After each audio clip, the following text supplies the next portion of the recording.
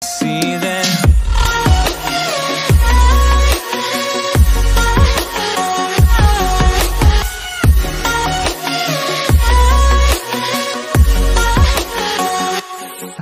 Oke, kita mulai saja. Pertama akan kita masuk dulu ke merasionalkan pecahan yang penyebutnya bentuk akar. Jadi kalau kamu ketemu sebuah pecahan, misalkan 1/(akar 2), ya, kita bisa merasionalkan bentuk ini.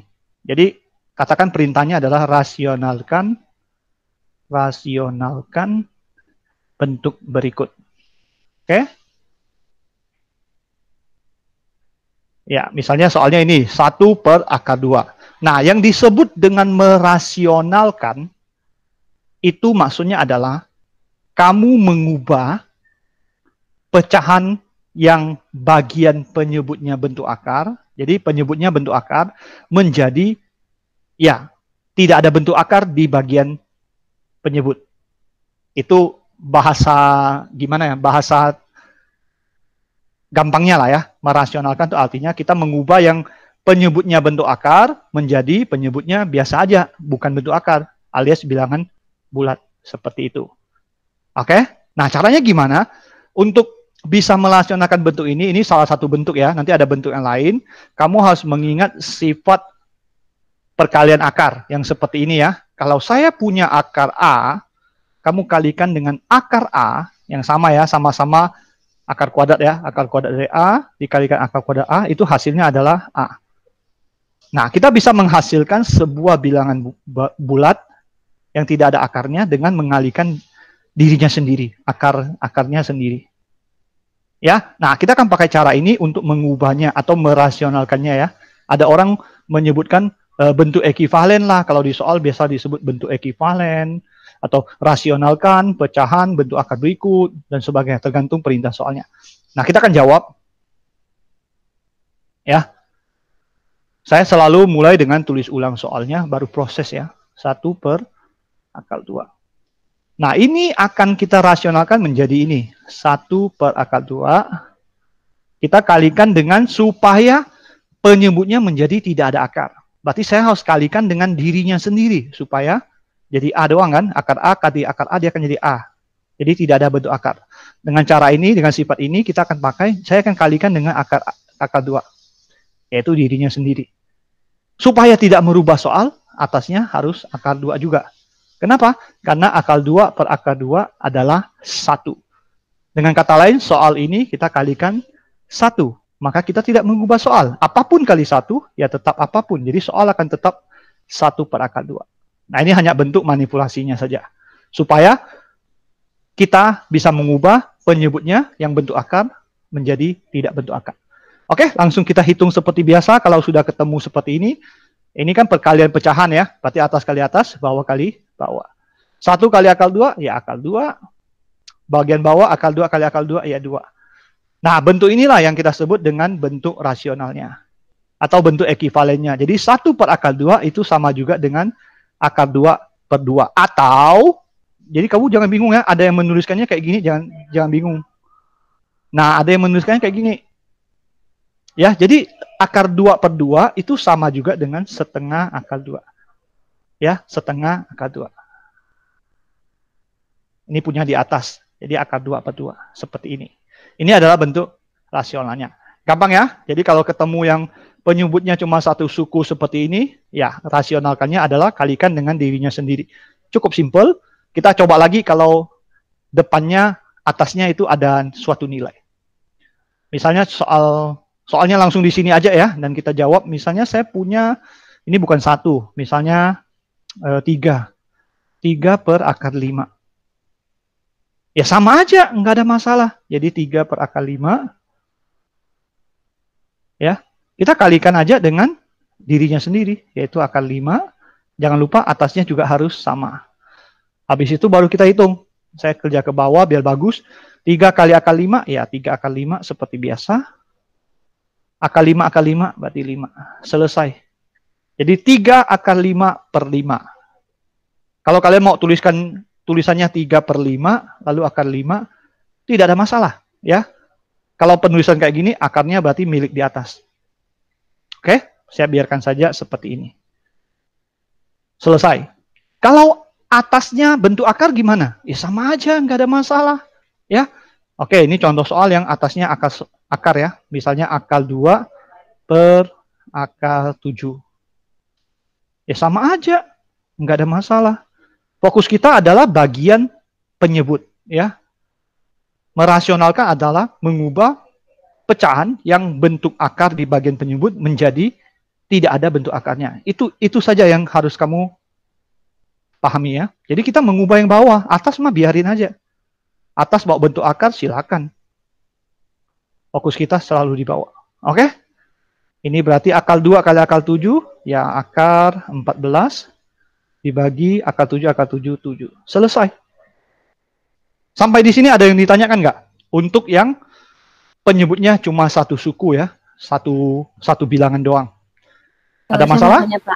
Silakan. Jadi yang 7 ini nggak ada akar karena 7 kali 7 49 sama dengan akar dari 7, Pak. Kayak begitu. Betul? Ya. Sebenarnya kalau dikalikan dia akan jadi akar 49. Akar 49 berapa? 7 kan? Ya udah langsung aja. Gitu. Jadi saya tidak tuliskan akar 49 lagi. Jadi langsung aja ya 7. Artinya kalau dikalikan sama kali sama, bentuk akarnya hilang. Ini berlaku untuk yang kuadrat doang ya. Kalau akar pangkat 3 nggak bisa. Akar pangkat 3 berarti harus 3 kali nanti. Oke, sekarang kita akan masuk ke bagaimana kalau yang penyebutnya ternyata 2 suku atau lebih ya. Tapi karena kita ngomongin sederhana 2 suku saja deh. Misalnya kita mulai dari yang gampang juga. 2 per 2 tambah akar 2. Misalnya kayak gini. Nah ini sekarang penyebutnya 2 suku nih. Yang kayak gini, kita tidak bisa kerja dengan mengalihkan akar 2. Kita nggak bisa gini. Kenapa? Kalau kamu kerjanya kayak gini, bagian bawahnya, bagian penyebutnya, tetap masih ada bentuk akar. 2 kali akar 2, tetap ada 2 akar 2. Walaupun akar 2 jadi 2 kan, tapi masih ada 2 akar 2. Berarti tetap tidak rasional. Penyebutnya masih bentuk akar. Nah, kita tidak bisa pakai cara ini. Jadi gimana, Pak? Nah, untuk menyelesaikan bentuk yang seperti ini, kita akan review ulang kembali yang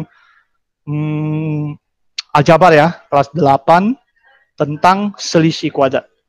Jadi ada suatu bentuk selisih kuadrat.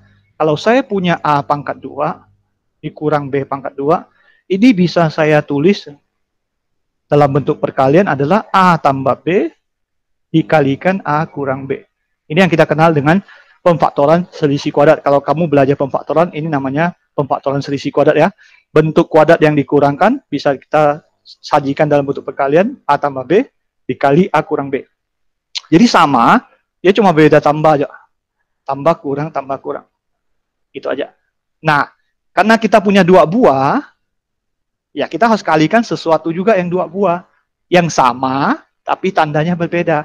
Itu yang kita kenal, kalau kita baca di buku paket atau referensi lain, itu yang kita kenal dengan akar sekawannya. Jadi kita harus kalikan dengan sekawannya. Ya, konjugatnya ya, kalikan dengan sekawannya. Oke, kita akan jawab dengan cara yang ini ya, supaya hasilnya adalah bukan bentuk akar, karena dikuadratkan kan, akar dikuadratkan kan hilang nanti. Jadi 2 per 2 tambah akar 2, kita akan kalikan dengan sekawannya. Sekawan dari 2 tambah, berarti 2 kurang. Ya, dia sama, tapi dia beda tanda doang. Kalau di sini soalnya kurang, berarti kita pakai tambah. Kalau di sini tambah, kita pakai kurang. Nah, atasnya menyesuaikan ya, jadi sama dengan yang di bawah. Supaya kalau dibagi 1 dan kita kali 1, berarti soalnya tetap. Kita tidak mengubah soal. Oke? Sampai di sini, ya lanjut perkalian biasa ya. Saya kerja ke samping aja. Lanjut aja atas kali atas, tapi ini perkalian 2 suku ya. Kamu mau langsung kalikan boleh distributif. Kalau mau pelan-pelan, kamu tulis dalam kurung seperti ini. Nah, ini saya tulis pelan-pelan dalam kurung. Baru per. Nah, bagian bawah tinggal depan kali depan kuadrat, kurang belakang kali belakang. Tinggal depan kali depan, 2 kali 2, berarti 4. akal 2, berarti 2. Ya, sampai di sini kita lanjut lagi. Saya tidak kali masuk ya. Saya tidak kali masuk, saya tidak distributif. Kenapa? Karena saya melihat 4 kurang 2 kan 2. Saya bisa cancel nih. Ya, jadi saya akan tulis seperti ini. Per 2. Oke, ini kurang bagus ya. Sama dengannya harus di tengah. Oke, seperti ini. Ini bisa saya cancel. Saya coret. Berarti hasil akhirnya cuma 2 min akal 2. Oke, jadi bentuk rasional dari ini, adalah ini. Wow, simple ya. Bentuk ekivalen dari ini adalah ini. Ya, jadi kalau misalnya soal pilihan ganda, bentuk ekivalen dari ini, ya, berarti ini. Kamu lakukan proses merasionalkan penyebutnya. Gitu. Jadi ini kan sebenarnya per 1. Gampang ya? Gampang. Sekarang kita coba lagi, kalau atasnya ada akar, bawahnya ada akar, gimana? Sama aja, nggak ada masalah.